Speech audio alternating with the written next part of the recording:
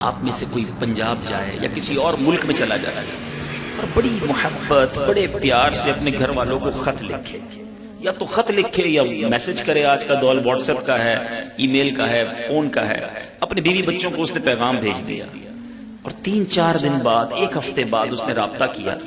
کہ میرا وہ خط مل گیا جو میں نے بھیجا تھا، اور آپ کے گھر والے کہیں ہاں مل گیا،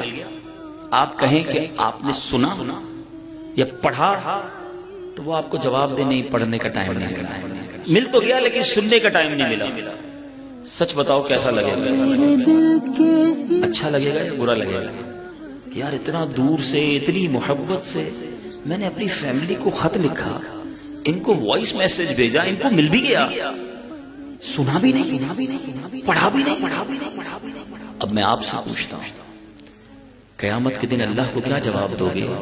کہ یا اللہ قرآن مل گیا، پڑھنے کا ٹائم نہیں ملا؟ ہاں قرآن تھا ہمارے پاس، گھر میں بھی رکھا ہوا تھا، جب بھی نیا گھر لیتا تھا قرآن اس میں بالکل رکھتا تھا، نئی دکان میں ختم بھی کروایا، خود پڑھنا نہیں آتا تھا، نہ پڑھنے کا ٹائم ملا، بڑا بیزی تھا، نہ کاروبار چلتا تھا، نوکری کرتا تھا، دوستوں میں بھی تو بیٹھنا تھا، گپ شپ بھی رات کو لگانی تھی، موبائل فون میں بڑا ٹائم دینا تھا، قرآن پڑھنے کا ٹائم نہیں ملا۔